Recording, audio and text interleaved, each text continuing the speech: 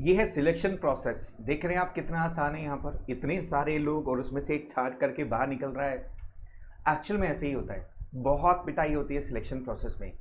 Don't take it easy, इतना आसान नहीं है जॉब मिलना, या जॉब के लिए आप जब तैयारी करेंगे तो आपको पता चलेगा कि जो इंटरव्यूज़ लिए जाते हैं कितना मुश्किल होता है, बहुत पिटाई होती है।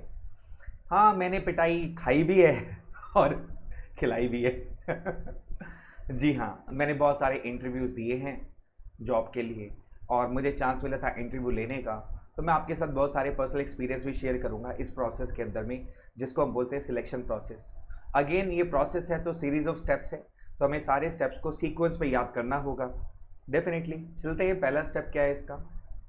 सिलेक्शन का मतलब क्या होता है? It is the process of identifying and choosing the best person out of A number of prospective candidates for a job. जब आपके पास बहुत सारे प्रोस्पेक्टिव कैंडिडेट्स जॉब के लिए आते हैं तो उसमें से बेस्ट कैंडिडेट को आइडेंटिफाई करना और चूज करना, उसको सिलेक्शन कहा जाता है। ऑब्वियस ही बात है यार, इतने सारे लोग आगे रिक्रूटमेंट किया था, आगे भीड़ इकट्ठी हो गई, अब भीड़ में से किसी को तो चूज करना है ना अच्छे से। दैट इज कॉल्ड सिलेक्शन यार। उसका पहला स्टेप क्या होता है? Preliminary screening. स्क्रीनिंग का मतलब होता है छटाई करना। प्रीलिमिनरी मतलब पहले ही छटाई कर लेना। कैसे? ध्यान से सोचो। होता क्या है, जब इंटरव्यू के लिए हम बहुत सारे रिक्रूटमेंट करते हैं, बहुत सारे लोगों को अप्लाई करने के लिए बोलते हैं जॉब के लिए, तो उसके अंदर में बहुत सारे ऐसे लोग भी अप्लाई कर देते हैं जो बिल्कुल भी कैपेबल नहीं है, और वो हमने कभी डिमांड ही नहीं करी। जब हम जॉब डिस्क्रिप्शन बनाते हैं, फॉर एग्जाम्पल मान लीजिए हमने एक इंटरव्यू के लिए कॉल किया और न्यूज़पेपर में ऐड किया कि हमें रिसेप्शनिस्ट की ज़रूरत है, फीमेल कैंडिडेट होनी चाहिए, और उसकी उम्र जो होनी चाहिए वो 25 to 35 के बीच में होनी चाहिए, ठीक है, और मिनिमम 2 साल का एक्सपीरियंस होना चाहिए। अब जब हमारे पास में बायोडेटाज आए हमारे पास में, तो हमने खोल के देखा बहुत सारे मेल कैंडिडेट्स ने अप्लाई कर दिया, जबकि हमने जॉब डिस्क्रिप्शन में साफ साफ लिखा था कि हमें फीमेल कैंडिडेट रिसेप्शनिस्ट के लिए चाहिए। हमने वहां क्लियरली लिखा था 25 साल से 35 साल की उम्र के जो लोग हैं केवल वही अप्लाई करें। अब एक लेडी थी, वो 60 ईयर्स की थी, उन्होंने भी अप्लाई कर दिया। सोचा क्या पता मैं ही रिसेप्शनिस्ट बन जाऊं। आई मीन समझे मेरी बात को, क्योंकि अप्लाई करने वाले को तो आप रोक नहीं सकते ना, अप्लाई करने वाले तो धड़ाधड़ आपके पास अप्लाई करते जाएंगे। तो सबसे पहला स्टेप क्या होता है? उन लोगों को बाहर निकालना जो बिल्कुल भी हमारे क्राइटेरिया में फिट नहीं बैठते, उनका इंटरव्यू लेने का कोई फायदा ही नहीं है ना। तो सिलेक्शन प्रोसेस का पहला स्टेप क्या है? प्रीलिमिनरी स्क्रीनिंग, एडवांस में छटाई करना। इसको बोलते हैं एलिमिनेटिंग अनक्वालिफाइड और अनफिट जॉब सीकर। जो जॉब सीकर अनफिट है उनको बाहर निकालना, और जो अनक्वालिफाइड है यानी जिनकी क्वालिफिकेशन मैच नहीं करती। मान लीजिए हमने कहा कि मिनिमम ग्रेजुएशन किया हुआ पर्सन चाहिए, मिनिमम ग्रेजुएट होना चाहिए जॉब के लिए। अब एक 10th पास था, उसने भी अप्लाई कर दिया, तो उसका तो जो क्वालिफिकेशन का क्राइटेरिया वही फुलफिल नहीं होता, तो उसको उठाया, बायोडेटा को डस्टबिन में डाल दिया। समझ गए बात? पहला स्टेप क्या है? Preliminary screening. ओए होए क्या पिटाई हो रही है, देखो धड़ धड़ धड़ धड़ धड़। मैंने पहले भी कहा था ना पिटाई होती है, आज पता चलेगा पिटाई कैसे होती है। आसान नहीं है भाई इंटरव्यू देना, पिटाई। चलो देखते हैं कौन कौन से। अब सिलेक्शन टेस्ट जब शुरू होता है तो कौन कौन से टेस्ट होते हैं? उसमें पहला टेस्ट आता है इंटेलिजेंस टेस्ट, जिसमें साइकोलॉजिकल क्वेश्चंस पूछे जाते हैं, लर्निंग एबिलिटी चेक की जाती है, एबिलिटी टू मेक डिसीजंस और जजमेंट्स चेक किए जाते हैं। उसको बोलते हैं इंटेलिजेंस टेस्ट, यानी आप कितने इंटेलिजेंट हो। मुझे याद है जब मैं इंटरव्यू ले रहा था तो उसमें क्वेश्चन था, बहुत कॉमन क्वेश्चन था कि एक पेड़ पर 3 चिड़िया बैठी हुई हैं और एक पर्सन ने शूट किया, एक चिड़िया मर गई, बताओ पेड़ पर कितनी चिड़िया बची? बताइए कितनी बची? हाँ 2, ऑब्वियसली। 3 में से एक मर गई तो 2 बची ना। फंस गए। Wrong answer. बेटे पेड़ पर जब शूट करेंगे एक चिड़िया मरेगी तो बाकी तो बैठी थोड़ी रहेंगी मरने के लिए, वो तो उड़ जाएंगी। हाँ समझ आई मेरी बात? अच्छा चलो, आप रोज न्यूज़पेपर पढ़ते हो? हाँ बिल्कुल सर, क्या बात करती हो, कभी कभार तो देख ही लेते हैं। अच्छा बताइए न्यूज़पेपर की फुल फॉर्म क्या होती है? समझ आया? ये क्वेश्चन भी था उसके अंदर में, what is the full form of newspaper? भाई ये मैं यहाँ नहीं बताने वाला। अगर ज़्यादा दिक्कत है, आता है तो वाह सुपर्ब, नहीं आता गूगल में जाके सर्च करो, you will find the full form of newspaper. ठीक है। और क्वेश्चन पूछा गया था उसके अंदर में, एक क्वेश्चन ये पूछा गया था उसके अंदर में, बता दूं इंटेलिजेंस टेस्ट का क्वेश्चन क्या था।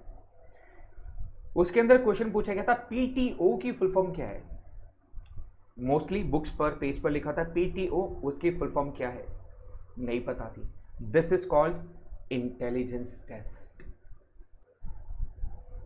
तो आपको भी इंटेलिजेंट होना पड़ेगा इस इंटेलिजेंस टेस्ट को पास करने के लिए। फिर आता है एप्टीट्यूड टेस्ट। एटीट्यूड और एप्टीट्यूड में फर्क होता है, समझ गए। एटीट्यूड मतलब how you react to a situation, that is called your attitude. This is aptitude. Aptitude मतलब लर्निंग एबिलिटी, यानी आप किसी चीज को कितनी जल्दी ग्रास्प कर लेते हो, किसी चीज को कितनी जल्दी सीख लेते हो। देखो कोई भी एम्प्लॉय जब ऑर्गेनाइजेशन ज्वाइन करता है उसको कुछ ना कुछ नया सीखना पड़ता है, ये बात तय है। ऐसा नहीं होता कि उसको सब कुछ आता होता है, तो वो कितनी जल्दी नई चीज़ों को सीखता है, सिस्टम में अडॉप्ट हो जाता है, वो स्किल्स। अब यहाँ पर टेस्ट कैसे लिया जाता है, कई जगह पर बड़ी ऑर्गेनाइजेशन क्या करती है, एक वीडियो क्लिपिंग दिखाती है। वीडियो क्लिपिंग दिखाने के बाद फिर उस वीडियो क्लिप से क्वेश्चन पूछे जाते हैं कि आपने वीडियो से कितना कैप्चर किया, कितना नॉलेज गेन किया। कई बार एक छोटे से कुछ पेजेस दे दिए जाते हैं पढ़ने के लिए कि आप इसको पढ़ो रफली। उनमें ये नहीं कहा जाता हम क्वेश्चन पूछेंगे आपसे, नॉर्मली पढ़ने के लिए दे दिए जाते हैं और आपको लगेगा वैसे ही टाइम पास करने के लिए दे रहे हैं, और सडनली उसमें से क्वेश्चन पूछना शुरू कर देंगे आपसे कि आपने कितना उसमें से गेन किया। This is called aptitude test. फिर आता है पर्सनैलिटी टेस्ट। इसमें पर्सन्स के इमोशंस चेक किए जाते हैं, रिएक्शन चेक किया जाता है, मैच्योरिटी सिस्टम चेक किया जाता है, वैल्यू सिस्टम चेक किया जाता है, और ओवरऑल पर्सनैलिटी कैसी है उसको चेक किया जाता है। देखो जब मैं ट्रेनिंग डेवलपमेंट की बात कर रहा था आपसे, आपको याद होगा ट्रेनिंग डेवलपमेंट, नहीं किया तो आपको ट्रेनिंग डेवलपमेंट में मैं बताऊंगा कि कोई भी ऑर्गेनाइजेशन को जो रिप्रेजेंट करता है उसके एम्प्लॉयज़ करते हैं, और एम्प्लॉयज़ का रिएक्शन, उनका मैच्योरिटी लेवल चेक किया जाता है। तो इंटरव्यू में जानबूझकर ऐसी सिचुएशन क्रिएट की जाती है जिसमें उनके इमोशंस, उनका वैल्यू सिस्टम को चेक किया जाए। जानबूझकर ऐसी बातें करी जाएंगी कि आप जो है इमोशनली ब्लैकमेल हो जाएं, या आप कोई रिएक्शन दें गुस्से का, या आप किसी की निंदा करना शुरू कर दें। पॉलिटिकल टॉपिक्स पे जानबूझ के डिस्कशन करना शुरू कर दिया जाएगा। इस तरीके के जानबूझकर के पॉइंट्स पूछे जाते हैं ताकि आपका वैल्यू सिस्टम क्या है, आप देश के प्रति कितने समर्पित हो, आप सोसाइटी के प्रति कितने समर्पित हो, आप किसी ऑर्गेनाइजेशन के प्रति कितने समर्पित हो, ये सारी चीज़ें उस पर्सनैलिटी टेस्ट में चेक की जाती हैं। आपको याद होगा 3 इडियट पिक्चर के अंदर में एक सीन, बड़ा फेमस सीन है जब शर्मन जोशी इंटरव्यू के लिए जाता है। अगर आपने नहीं देखा तो यूट्यूब पे वीडियो अवेलेबल होगी, आप चेक कीजिएगा। लास्ट में ना उसको जानबूझ के कहा जाता है भाई आपका जो एटीट्यूड है वो अच्छा नहीं है और हम आप जैसे पर्सन को यहाँ नहीं रख सकते हैं। फिर वो कहता है कि ठीक है जी आप अपनी जॉब रख लो, मैं अपना एटीट्यूड रख लेता हूँ, बड़ी मुश्किल से मैंने पाया। और जब वो वापस मुड़ता है तो उसको बोलते हैं यार तुम कैसे आदमी हो, हमारे पास जितने भी लोग जॉब लेने के लिए आते हैं वो हमारी हाँ में हाँ मिला लेते हैं, हमसे भीख तक मांगते हैं जॉब के लिए, तुम आओ हम तुम्हें जॉब देने के लिए तैयार हैं। मतलब उस स्टेप के अंदर में, इंटरव्यू के उस स्टेप के अंदर में क्या चेक किया जा रहा था, उसका वैल्यू सिस्टम, उसके इमोशंस। क्या ये भी भीख मांगेगा, क्या भी गिड़गिड़ाएगा जॉब के लिए? Yes, that is called personality test. फिर आता है ट्रेड टेस्ट, जो सिलेक्शन टेस्ट का पार्ट है। ट्रेड टेस्ट के अंदर यह चेक किया जाता है कि जिस भी जॉब फील्ड में आप जा रहे हो उसके बारे में आपको कितनी नॉलेज है। समझ गए मेरी बात? जिस फील्ड में जा रहे हो, मैं आप ही का एक एग्जांपल ले लेता हूं। मान लीजिए आप अकाउंटेंट हैं, ठीक है, आप अकाउंटेंट की जॉब के लिए जा रहे हैं और वहां पर आपसे क्वेश्चन पूछ लिया कि बताइए जो गुडविल होती है, सेल्फ जनरेटेड गुडविल होती है, हम उसको राइट ऑफ क्यों नहीं करते, और कौन सा अकाउंटिंग स्टैंडर्ड है जो ये बताता है कि इसको राइट ऑफ, मतलब सेल्फ जनरेटेड गुडविल को आप शो नहीं कर सकते हो। समझ गए मेरी बात? अब यहां पर वो आपसे क्वेश्चन कौन सा पूछ रहा है, ट्रेड से रिलेटेड, क्योंकि आप अकाउंटेंट के लिए जॉब के लिए जा रहे हो। अगर आपको सेल्फ जनरेटेड गुडविल के बारे में नहीं पता, अकाउंटिंग स्टैंडर्ड के बारे में नहीं पता, तो फिर क्या खाक एंट्री करोगे वहां पर जाकर के भाई? समझ गए बात? हो सकता है कि वो आपसे कोई जनरल एंट्री पूछ ले, इंश्योरेंस क्लेम की कोई एंट्री पूछ ले, loss by stock, loss of stock, उसकी कोई एंट्री आपसे पूछ ले, तो इस तरीके से जो क्वेश्चंस पूछे जाते हैं उसको बोलते हैं हम ट्रेड टेस्ट।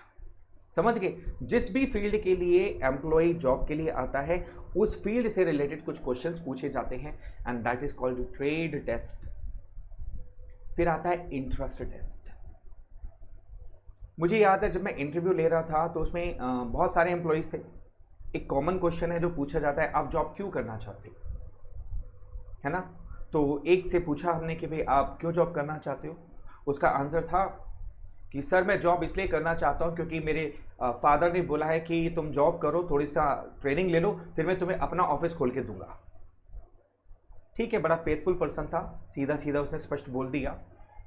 दूसरे कैंडिडेट से हमने पूछा कि भैया आप जॉब क्यों करना चाहते हो, तो उसका आंसर था सर मैं बहुत बीमार रहता हूँ, घर में बड़ा हूँ और घर की सारी जिम्मेदारी मेरे ऊपर है और मेरे छोटे भाई बहन हैं, उनको पढ़ाई का खर्चा करना पड़ता है, बहुत मुश्किल होती है सर, इसलिए मैं जॉब करना चाहता हूँ।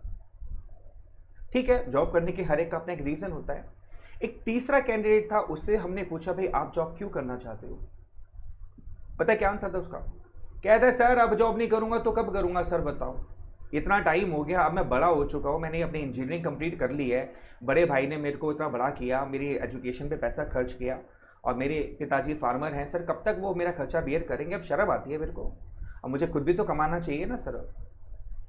अब आप देखिए तीनों से सेम क्वेश्चन पूछा हमने और तीनों का आंसर अलग अलग था। एक सिर्फ टाइम पास करने आया था, अपना मतलब निकालने के लिए, वो ऑर्गेनाइजेशन के लिए नहीं आया था। एक अपनी मजबूरी से आ रहा है और तीसरा अपने इंटरेस्ट और पैशन की वजह से आ रहा है। That is called interest test. ये भी डायरेक्टली इनडायरेक्टली चेक किया जाता है कि कौन सा एम्प्लॉय किस वजह से जॉब करना चाहता है। That is called fascination, that is called pattern of interest और involvement of a person in the organisation. तो माय डियर, सिलेक्शन टेस्ट जो स्टेप होता है उसके अंदर 5 टेस्ट होते हैं: intelligence test, aptitude test, personality test, trade test और इंटरेस्ट टेस्ट। और इसी को हमने नाम दिया है पिटाई। आप सोच रहे होंगे सर ये होती है पिटाई? जी हाँ, ये पिटाई है, बहुत बुरी तरह से पिटाई होती है। पी से पर्सनालिटी, आई से इंटेलिजेंस टेस्ट, टी से क्या होगा, फटाफट बोल रहे हो, हाँ अब समझ आ गया, टी से ट्रेड टेस्ट, वेरी गुड, ए से एप्टीट्यूड टेस्ट और आई से इंटरेस्ट टेस्ट। 5 टेस्ट है बेटा। यहाँ एक चीज़ ध्यान रखना, एग्जाम में ये जो मैंने अभी आपसे लाइव एग्जाम्पल कोट किए हैं ये केस स्टडी के फॉर्म में आ सकते हैं और आपसे एक क्वेश्चन पूछा जा सकता है कि बताइए ये कौन सा टेस्ट है। इंटेलिजेंस टेस्ट है, एप्टीट्यूड टेस्ट है, पर्सनालिटी टेस्ट है, ट्रेड टेस्ट है या इंटरेस्ट टेस्ट है। और ये जो स्क्रीन पर आपको वर्ड्स नजर आ रहे हैं, दीज आर कॉल्ड की वर्ड्स। ये कीवर्ड्स आपकी हेल्प करेंगे टेस्ट को आइडेंटिफाई करने में और एमसीक्यू में बहुत हेल्प करेंगे, इसलिए इसको बड़े अच्छे से कर लेना। समझ गए मेरी बात को? नोट कीजिए इसको बड़े अच्छे से, सारी test, intelligence test, aptitude test, personality test, trade test और interest test. Note it down right now. तीसरा स्टेप आता है एम्प्लॉयमेंट इंटरव्यू। अरे इससे पहले क्या हो रहा था? इससे पहले सारे टेस्ट हो रहे थे, अब इंटरव्यू होता है, यानी कि formal in depth conversation. Second point आता है checking information in job application match with the answers of job applicant. देखो ध्यान से समझना ये स्टेप क्या कह रहा है। होता क्या है, जब हम अपना बायोडेटा सबमिट करते हैं ना किसी ऑर्गेनाइजेशन में, तो लंबी लंबी छोड़ते हैं, मुझे ये भी आता है, मुझे वो भी आता है, मैंने ये भी ट्रेनिंग ले रखी है, मुझे ये भी आता है, मैंने ये भी काम किया, मैंने वो भी काम किया है। और जब हम लंबी लंबी छोड़ देते हैं ना, इंटरव्यू एग्जैक्टली सेम टाइम पे नहीं होता, नॉर्मली बाद में होता है। बहुत बार ऐसा होता है कि आज आपने बायोडाटा सबमिट किया, आपका इंटरव्यू 2 महीने बाद हो रहा है, ऐसा भी हो सकता है। अब आपको याद ही नहीं है 2 महीने पहले कितनी लंबी लंबी छोड़ रखी थी आपने, अब वो बायोडाटा सामने होता है। तो उस समय वहां पर इंटरव्यू में आपसे क्वेश्चन पूछे जाते हैं, अच्छा जी आपने यहां पर काम किया है, क्या काम किया था, अच्छा बताइए यहां पर मैनेजर का नाम क्या था। अब आप फंस जाएंगे वहां पे। तो वहां पर आपसे कॉन्वर्सेशन की जाती है फॉर्मली बड़े डिटेल में, और चेक किया जाता है कि जो आपने एप्लीकेशन में लिखा है क्या वो सारी चीजें एक्चुअल में आपने की भी हैं कि नहीं की हैं। यहाँ पर मैचिंग की जाती है आपके आंसर से और जो इंफॉर्मेशन आपने जॉब एप्लीकेशन में दिया था उससे। ठीक है, तो यहाँ पर फंसने का चांस बहुत ज़्यादा होता है, मैं आपको बता दूं, अगर आपने गलत लिखा है तो। इसलिए इंटरव्यू में अपने बायोडाटा में कभी भी झूठ ना भूलें। समझ गए बात? Interviewee also seeks information from interviewer. अब यहाँ पर जो जॉब सीकर है, जो इंटरव्यू देने आया है, वो भी कंपनी से कुछ बातें पूछना चाहे तो पूछ सकता है। यानी ड्यूअल कन्वर्सेशन होता है, दोनों एक दूसरे से क्वेश्चन पूछ सकते हैं इस स्टेप के अंदर, जिसको हम कहते हैं एम्प्लॉयमेंट इंटरव्यू।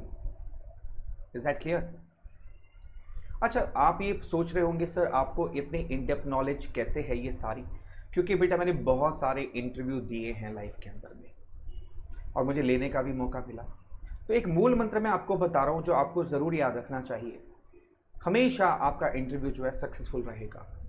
बोलो, सिलेक्शन टेस्ट इजी रहेगा, दिल में जोश चाहिए। हाँ, ये एक मंत्र है जो मैं हमेशा इंटरव्यू देने से पहले ना ये बोलता हुआ जाता हूँ मैं। क्योंकि देखो, थोड़े से छोटे से इंटरव्यू में सामने वाला सबसे ज़्यादा जो चेक करेगा वो आपका कॉन्फिडेंस लेवल चेक करेगा। समझ के बात? सबसे ज़्यादा वो क्या चेक करेगा? आपका कॉन्फिडेंस लेवल, और वो हाई होगा तो मैक्सिमम चांसेस है आपका सिलेक्शन हो जाएगा। इसलिए बोलो, सिलेक्शन टेस्ट इजी रहेगा, दिल में जोश चाहिए। अरे बोलो यार, ये बहुत बहुत कॉन्फिडेंट चीज़ है, बहुत फायदा करेगी आपको इंटरव्यू में। सिलेक्शन टेस्ट इजी रहेगा, दिल में जोश चाहिए। यस, कोई नहीं सुनेगा, चिंता मत करो, मन मन में बोलो तेजी से, सिलेक्शन टेस्ट इजी रहेगा, दिल में जोश चाहिए। सच बता रहा हूं, बहुत जोश आ जाएगा, और आप जब इंटरव्यू देने जाओगे, कॉन्फिडेंस अप और मैक्सिमम चांसेस ऑफ सिलेक्शन।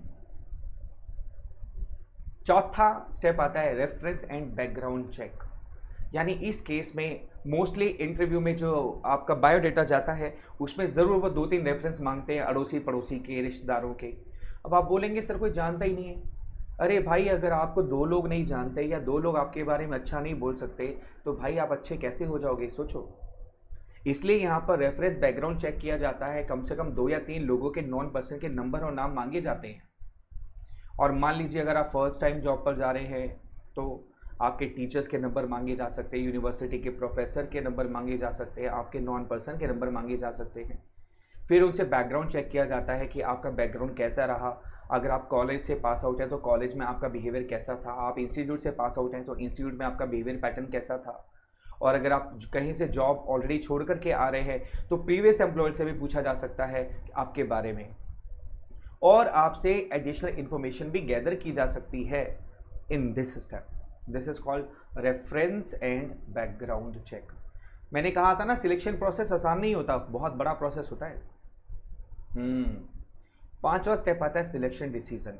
अब यहाँ पर फाइनल डिसीजन लिया जाता है ये सारी चीज़ें चेक करने के बाद कि भैया अब हम इसको रखें कि ना रखें। Final decision to choose the person who passes test, interview and reference check. यानी जो टेस्ट में पास हो गया, इंटरव्यू में पास हो गया, रेफरेंस बैकग्राउंड में चेक करने में पास हो गया।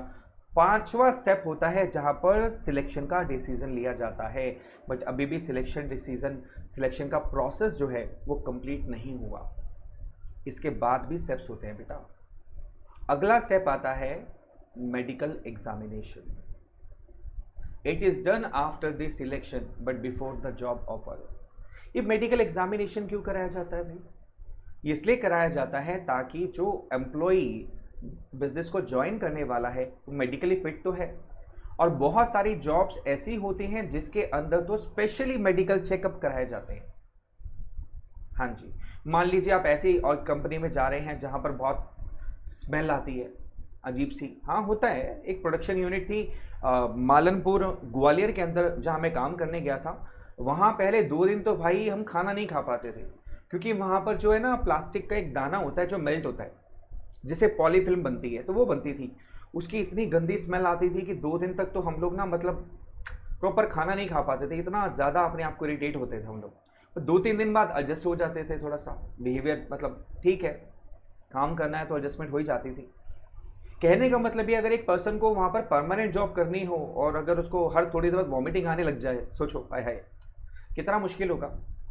अब जैसे हम बात करते हैं उसकी एयर होस्टेस की।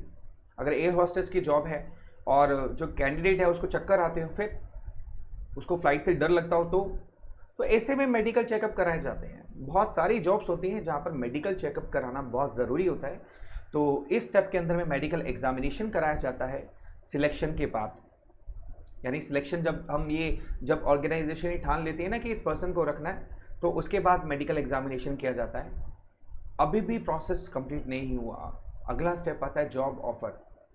यानी कि अब इस स्टेप के अंदर में जो कैंडिडेट है उसको ऑफर दिया जाता है लेटर ऑफ अपॉइंटमेंट का, कि ये लीजिए लेटर ऑफ अपॉइंटमेंट भाई साहब। उसमें क्या क्या लिखा होता है, डेट ऑफ अपॉइंटमेंट कि आप किस तारीख से ज्वाइन कर सकते हैं, कॉन्ट्रैक्ट ऑफ एम्प्लॉयमेंट मतलब उसके अंदर में क्या क्या चीज़ें आएंगी, followed by contract of employment है। इसका मतलब क्या है कि जॉब ऑफर के अंदर पहले बहुत सारी चीज़ें लिख करके दी जाती हैं कि भैया आपकी क्या पोजीशन होगी, हम आपको कितनी सैलरी ऑफर करेंगे, आपका जॉब टाइटल क्या होगा, मतलब मैनेजर हो, सीनियर मैनेजर हो, ठीक है, आपकी ड्यूटीज़ क्या क्या होंगी, आपकी रिस्पॉन्सिबिलिटीज़ क्या होंगी, आपकी सैलरी कितनी होगी, रूल्स रेगुलेशंस क्या होंगे, टर्मिनेशन प्रोसीजर क्या होगा, वो सारी चीज़ें लिख करके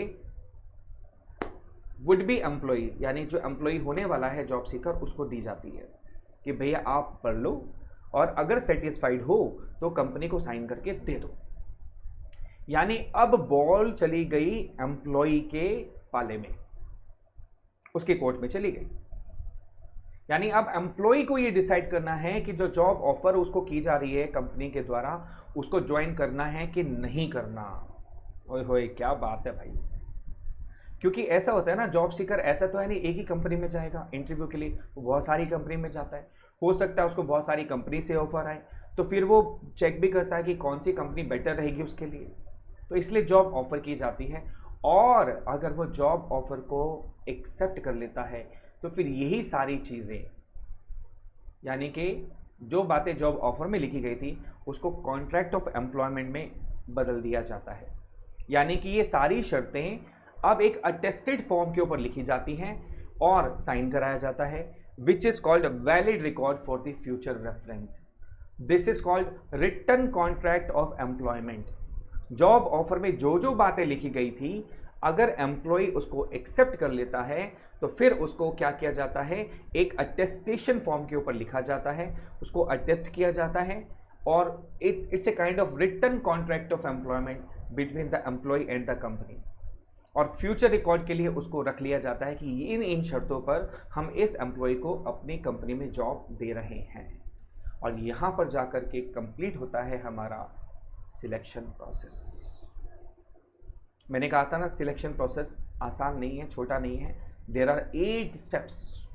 लेकिन एक चीज़ अगर आपने याद रखी तो यूं सिलेक्शन हो जाएगा। क्या था वो, सिलेक्शन टेस्ट इजी रहेगा, दिल में जोश चाहिए।